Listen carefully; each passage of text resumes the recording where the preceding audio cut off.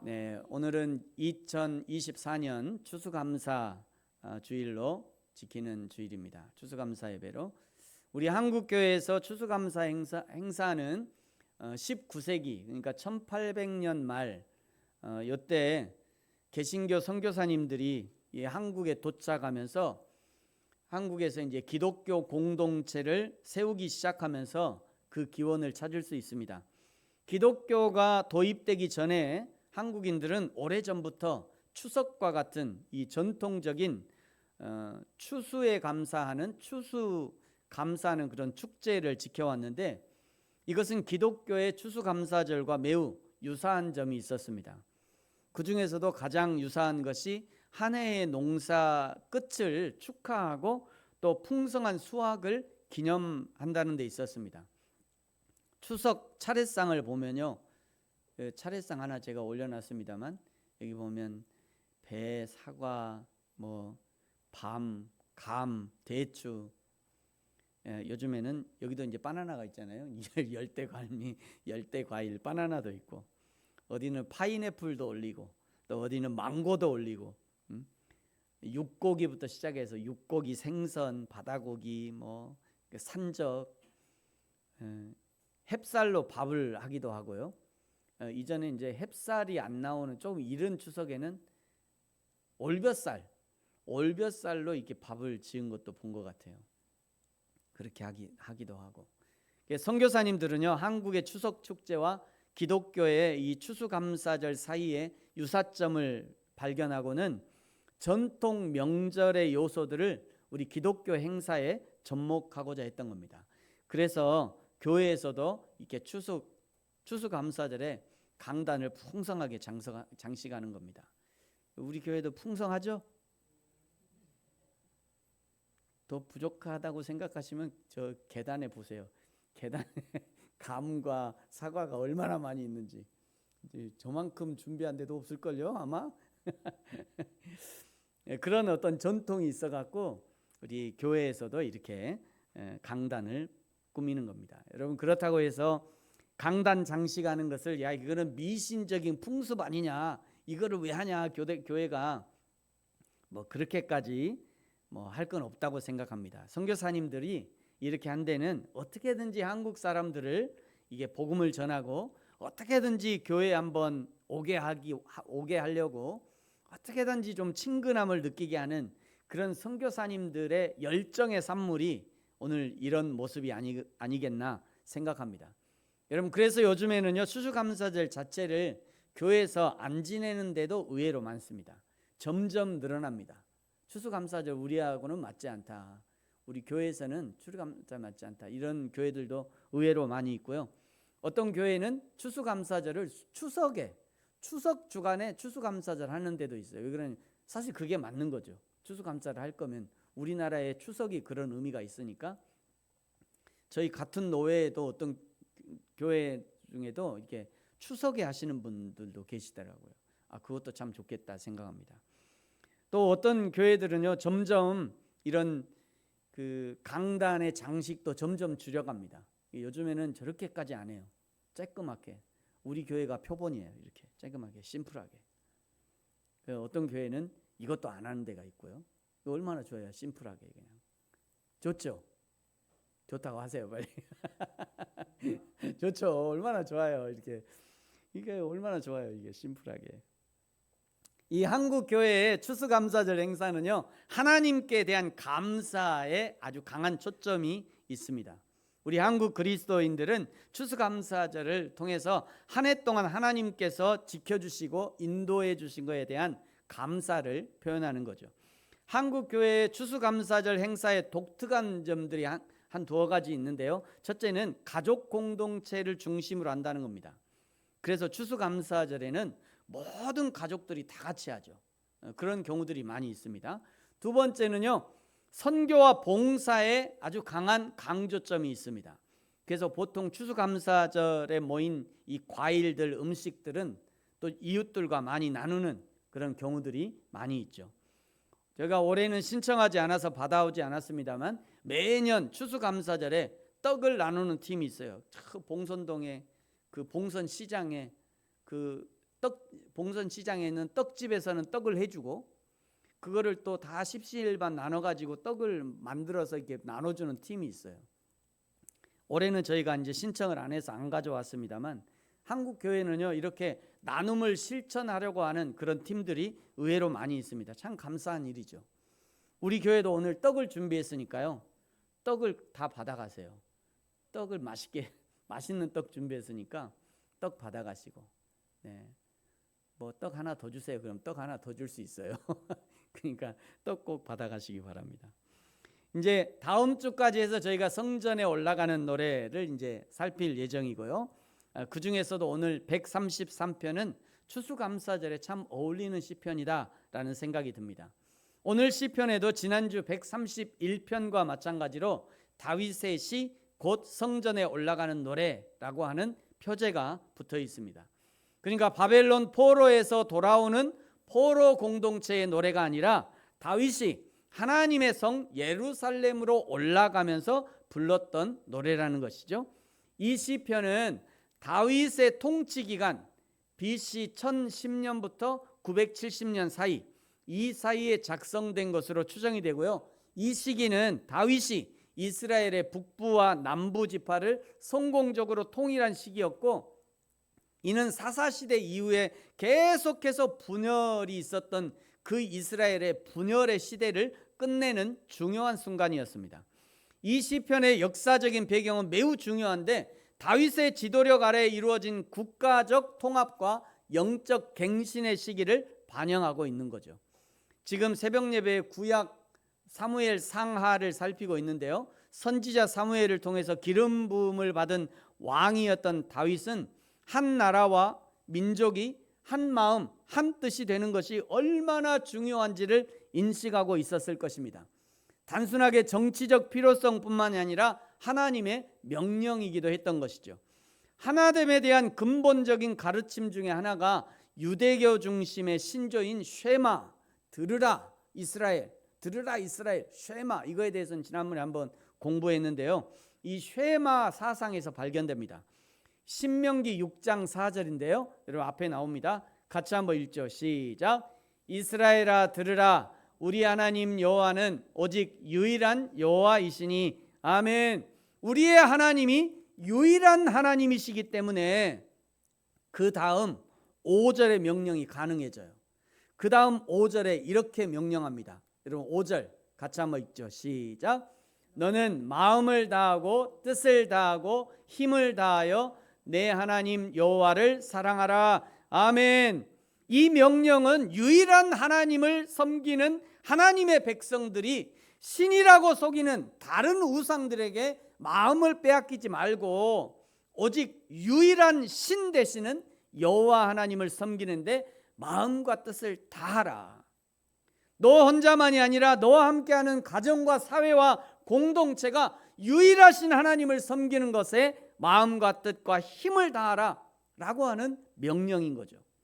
참고로 이 신에 대한 이론이 여러 있습니다만 그 중에 유일신과 단일신, 이거 굉장히 헷갈리는 겁니다. 이게 유일신과 단일신, 어떻게 우리 기독교도 똑같잖아요. 비슷하잖아요. 사실은 유일신, 우리 유일하신 하나님이고 우리는 한 분 하나님을 섬기니까 단일신이고, 근데 유일신과 단일신은 좀 달라요.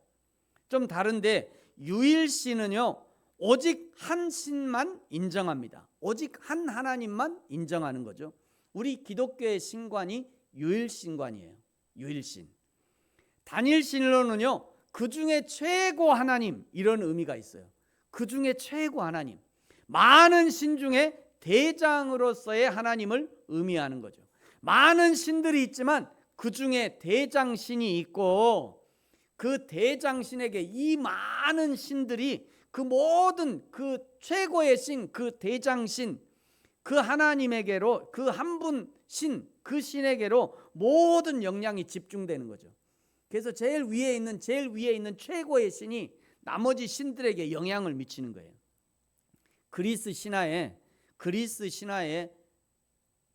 그 신들이 많이, 다 그리스 신화의 신들이에요. 옛날에 그리스 신화들은 안 읽어봤습니다만 애들이 그리스 신화 이런 거 많이 읽잖아요. 그거 읽어보면 다 저 애들이에요. 저 많은 신들의 얘기들. 그 중에 제일 위에 신이 여기 카오스, 혼돈의 신 카오스, 그 다음에 땅의 신 가이아, 생산의 신 에로스. 들어봤어요? 우리 이제 들어봤어? 들어봤구나. 야, 너는 책을 많이 읽었구나. 나는 못 읽었다. 나는요 이 그리스의 신 나는 별로 이렇게 관심이 없어갖고 그리스 신 하면 제우스가 최고인 줄 알았어요. 제우스, 토르, 영화 토르 뭐 이런 거 있잖아요. 난 제우스가 최고인 줄 알았거든요. 제우스가 어딨냐면 여러분 충격받지 마세요. 제우스가 어디냐 여기 있어요. 여기 제우스 여기. 이 많은 신들 중에 쭉 내려와야 제우스가 있다고요. 그 옆에 포세이돈. 그 다음에 아폴로 들어보셨죠? 아폴로도 신이에요. 아폴로가 여기 있어요. 아폴로하고 아르테미스, 우리 신약 성경에 아데미라고 하죠. 아데미. 바울이 안디옥에 갔더니 아데미 신전이 있었잖아요. 그 아데미가 여기 있어요. 아데미하고 아폴로가 결혼해서 뭐 또 신들을 쭉쭉쭉 나눠봐요. 이렇게 이게 신들이에요. 이렇게 많은 신들이 있으니 제단을 만들어 놓고 혹시 자신이 깨닫지 못한 신들도 있다 해서 로마 사람들이 뭐라고 했냐면 내가 두루 다니면, 바울이 얘기하는 거예요. 내가 두루 다니면 너희를 위한 것을 보다가 알지 못하는 신에게 라고 하는 제단도 있다는 거예요. 로마 사람들이 너무나 신이 많으니까 막 제단을 막 여기저기 막 제단을 만들다가 야, 우리가 혹시 모르는 신이 우리가 혹시 깨닫지 못하는 신이 있어갖고 그 신이 혹시 화내갖고 우리를 저주할까봐 내가 알지 못하는 신에게 이렇게 그런 제단을 만들 정도였어요. 이 로마에 이런 제단이 있었다는 거예요. 이렇게 사람들은요 수많은 신 중에 누가 제일 가는 신이냐, 누가 나에게 부와 명예와 권력과 쾌락을 가져다 줄 것인가, 그거를 따지면서 거기에 머리를 조아리는 거죠. 그러나 성경은 오직 여호와 하나님만이 유일하신 신이다, 진짜 신이시다 말씀하시고 우리 그리스도인들은 그 유일하신 하나님을 믿는 것입니다.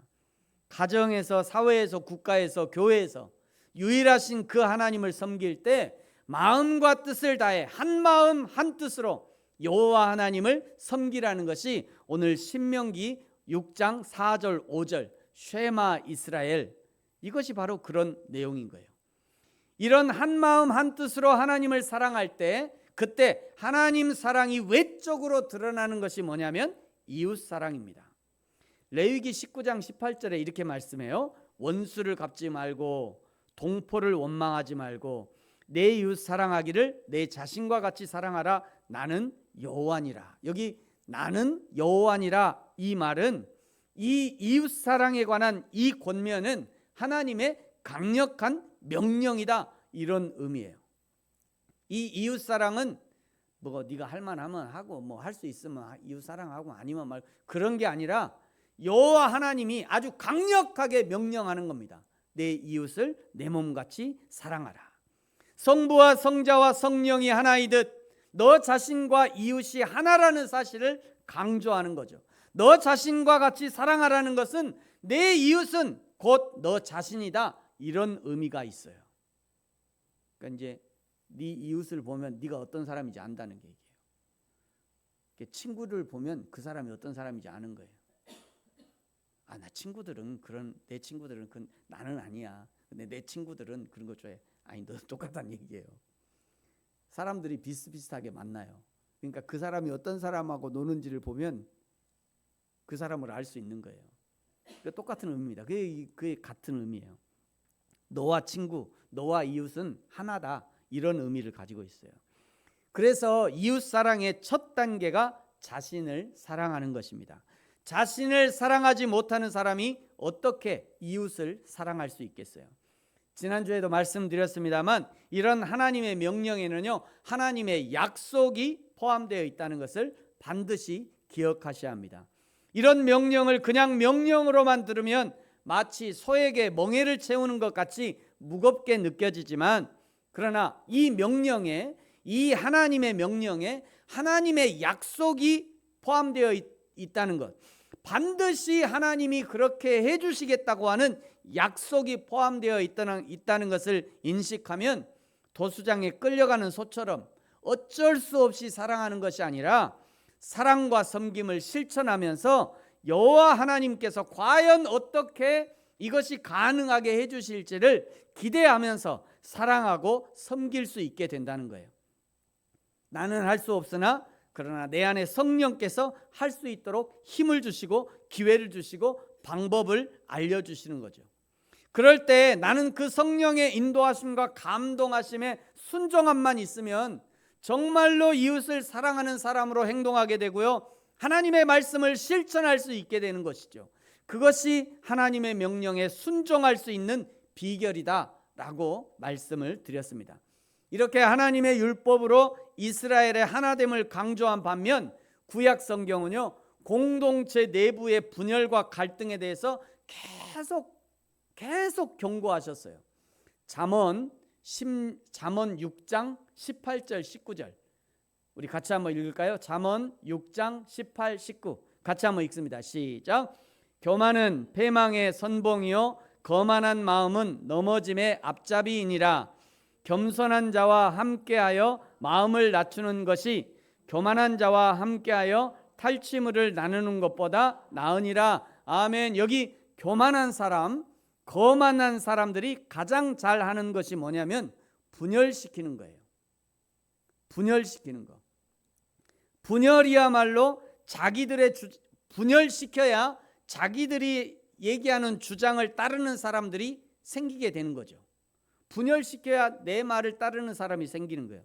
야야야, 교회에서도 야야야, 목사님이 그러던데, 이 목사님이 이러던데, 다른 목사님은 다르게 얘기하던데. 그냥 자기가 생각하고 있으면 되는데 그걸 꼭 말로 이제 교회 안에서 여기저기 이 사람 저 사람 만나면서 이제 그런 얘기를 하죠. 이거는 뭐 진리를 떠나서, 이것이 옳은가 그른가를 떠나서 그렇게 이야기하고 다니는 사람들이 있어요. 야, 이 목사님은 이렇게 하는데 저 목사님은 저렇게 얘기한대. 이렇게. 또 이분은 이렇게 얘기하는데 저 사람도 저렇게 얘기하는데, 이렇게 얘기하는 사람들이 있다고요. 그러면서 슬쩍 다른 얘기를 꺼냈죠. 다른 목사님 얘기 한번 들어볼래? 야, 이번에 아주 그 부분을 정확하게 얘기하는 어느 선교사님이 들어왔어. 그 선교사님 얘기 들어봐. 신천지예요. 그러면서 분열시키는 겁니다. 분열시키는 사람들이 아주 잘하는 방법이에요. 구약 성경 사사기는요, 분열의 끝판왕을 보여줍니다.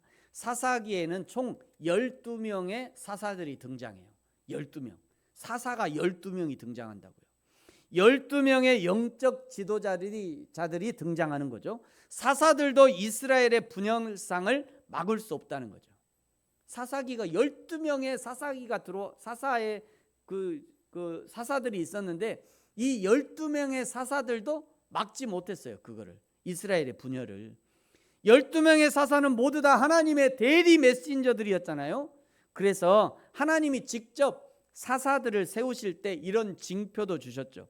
첫 번째 사사인 온니엘은요, 사사기 3장 10절에 보면요, 여호와의 영이 그에게 임하셨다. 이거는 여호와 하나님이 온니엘에게 직접 임하셨다, 이런 얘기예요.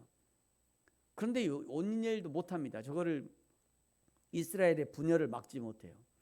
사사 기드온에게는 내가 너를 보낸 것이 아니냐 말씀하셔요. 하나님이 보내신 거예요, 사사를.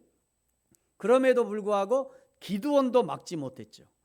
여전히 이스라엘은 타락하고 범죄하고 그러다 징계를 받고 다시 울고불고 도와달라 요청하면 하나님이 사사들을 일으켜서 다시 구해주고 태평성대를 누리다가 또 여지없이 타락하고, 이렇게 12번을 저렇게 하고 있어요. 12번을. 어떻게 보면 이스라엘의 타락, 이스라엘의 분열은 하나님도 막기 어려운 고질병이었어요. 고질병이에요. 이게. 분열하는 사람은 꼭 분열합니다. 분열을 일으키는 사람은 꼭 분열을 일으켜요. 고질병이 아주 고질병. 이스라엘의 고질병. 그리고 그 사사기의 끝에 사울이라고 하는 이스라엘의 초대 왕이 세워지지만 이 초대 왕도 실패하고 말죠. 그리고 드디어 두 번째 왕 다윗이 등극하게 됩니다. 그리고 다윗은 이 이스라엘의 분열의 역사를 이미 맛본 사람이었기 때문에 이스라엘의 단결, 이스라엘의 하나됨을 강조했던 것이고, 그리고 단결과 하나됨이 이스라엘이라고 하는 한 나라의 근간이 될 것을 확신했던 거죠.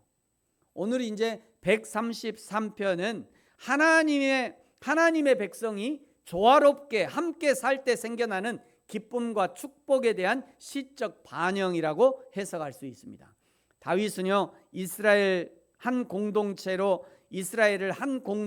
연합시키기 위해서 구심점이 필요했던 것이고, 그것이 여호와 하나님에 대한 신앙이었던 거죠. 예루살렘 성이 어떻게 다윗은 이렇게도 즐거워하면서 노래를 불렀을까? 거기서 여호와 하나님을 예배하는 성전이었기 때문입니다.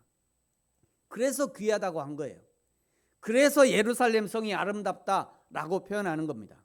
여러분, 지금도 마찬가지죠. 건물로서의 교회를 소중히 해야 하는 이유는, 깨끗하게 관리하는 이유는 거기서 하나님을 예배하기 때문이죠. 어떤 형제와 자매들은요, 그 교회를 통해서 하나님을 만나고 신앙이 성장하는 경험을 하게 되기 때문에 건물로서의 교회를 정갈하게 준비해야 하는 것입니다. 비록 허름한 교회, 지하에서 쾌쾌한 냄새가 나는 그런 교회이지만, 그럼에도 불구하고 그 교회를 아름답다라고 표현하는 이유는 거기서 하나님을 만나고 거기서 형제와 자매를 사랑하고 섬기고 거기서 서로를 향해 축복하는 축복이 행해지기 때문입니다. 바로 그 고백이 오늘 1절의 고백이에요. 여러분, 우리 1절 다시 한번 같이 읽어볼까요? 시작. 보라, 형제가 연합하여 동거함이 어찌 그리 선하고 아름다운고. 아멘. 교회는요, 한 마음 한 뜻으로 연합하고 동거하는 곳이어야 합니다. 그래서 함께 식사도 하고 한자리에 모여서 예배도 하는 것이죠. 그리고 연합하고 그것이 연합이고 그것이 곧 동거인 거예요. 교회에서 무엇인가 행사를 하고 선교를 가고 공적인 예배가 드려질 때 성도들이 힘을 다해 협력하고 참여하는 이유는 그것이 하나님이 우리를 교회로 부르신 목적에 맞는 일이기 때문입니다.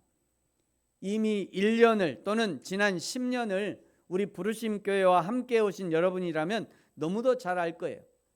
교회는 협력해야 될 일들이 너무도 많습니다. 교회는 협력해야 될 일이 너무도 많아요. 제가 남편으로 살아보니까요, 어떤 남편이 사랑받는 남편이냐, 잘 들으세요. 어떤 남편이 사랑받는 남편인가. 설거지할 그 설거지 그릇이 싱크대에 있으면 조용히 가서 그냥 설거지 하면 돼요. 와, 여기다 이거 싸놓나고 막 이러면 미움받더라고요. 설거지가 있으면 그냥 조용히 가서 설거지. 음식 쓰레기가 쌓여 있으면요, 조용히 스티커 붙여갖고 이제 나올 때 갖다 내주면 되고, 세탁기에 아직 빨지 않은 빨래가 있으면 그냥 세탁기 돌리면 돼요. 야, 이거 아직도 안 돌렸다고 이러지 말고 그냥 세탁기 돌리면 돼. 또 방바닥에 먼지가 쌓여 있으면요, 굳이 아내가 청소기 좀 돌려줘 이렇게 얘기 안 해도 그냥 돌리면 돼요. 그냥 얘기 안 해도 그냥 돌려, 청소기 좀 하고. 그래야 서로 편하고 그래야 사랑받는 남편이 되더라고요. 왜 웃어요? 인정하십니까, 사모님? 근데 아내도 마찬가지죠. 아내도 남편이 대충 양말 벗어서 막 이렇게 던져놓으면 그냥 또 벗어났구나 하고 그냥 세탁기 집어넣으면 돼요. 그럼 남편이 돌릴 거잖아요. 그러면 그죠? 남편이 신발 대충 벗어놓으면 그냥 이렇게 돌려놓으면 돼요. 제가 아침에 이 사진을 한참을 찾았는데 못 찾았어요. 이전에 집에서 이제 나오는데 어느 날 이제 집에서 나오는데 신발이 예쁘게 이렇게 돌려져 있더라고요. 그래서 제가 그걸 사진을 딱 찍어갖고 우리 가족톡에 올렸어요. 신발 정리해 주셔서 감사합니다. 그거 우리 아내가 한 거죠, 당연히. 제가 우리 아내가 한 거라 우리 애들도 이제 보라고 신발 이렇게 정리해 줘서 감사합니다. 그렇게 한번 올린 적이 있는데 그 사진을 못 찾았어요, 아침에.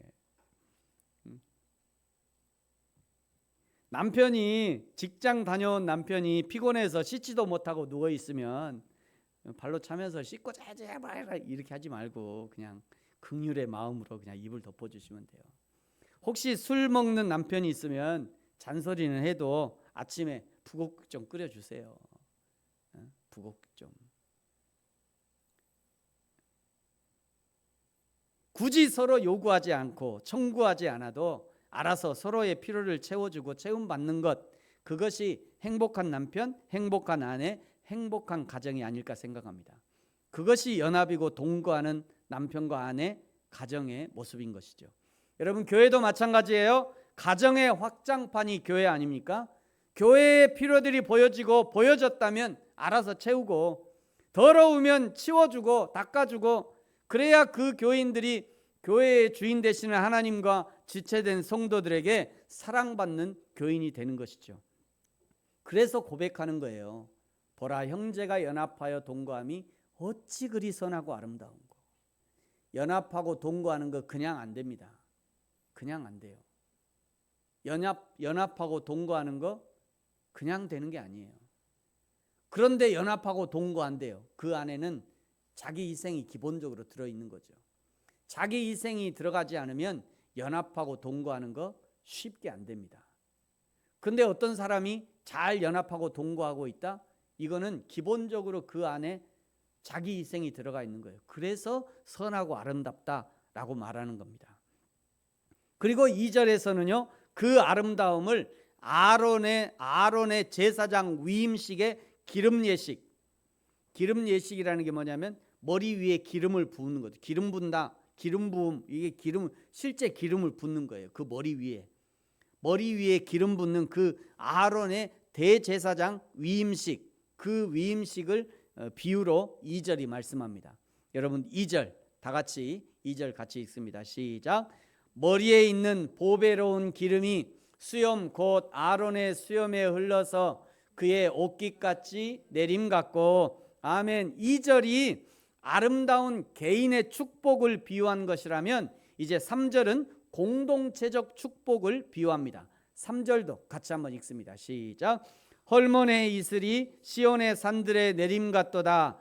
거기서 여호와께서 복을 명령하셨나니 곧 영생이로다. 아멘. 헐몬산, 저게 이스라엘의 헐몬산이거든요. 이스라엘의 북쪽 끝에 있는 산이에요. 저 헐몬산 꼭대기는요, 만년설, 평생 안 녹는 그 만년설이 이렇게 쌓여 있어요. 그 헐몬산에 만년설이 녹아서 이스라엘의 대지로 내려오는 거죠. 그래서 이스라엘 대지를 적시는 겁니다. 그래서 시내가 되는 거죠. 그렇게 하나님의 축복이 이스라엘 온 땅에 흘러내리는 것을 그림 언어로 표현하고 있는 겁니다. 이런 개인의 축복, 공동체적 축복이 어떤 사람에게 임하는가 1절에 말씀하셨죠. 여러분, 우리 다시 한번 1절을 같이 읽겠습니다. 시작. 보라, 형제가 연합하여 동거함이 어찌 그리 선하고 아름다운고. 아멘. 형제의 아름다운 연합과 동거를 이룬 그 사람들에게 하나님의 축복이 임한다는 것이죠.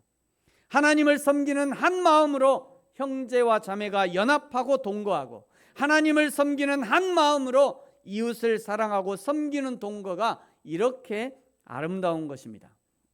이것이 교회의 모습이어야 하고요, 이것이 가정과 사회, 국가의 모습이 바로 이런 모습이어야 합니다.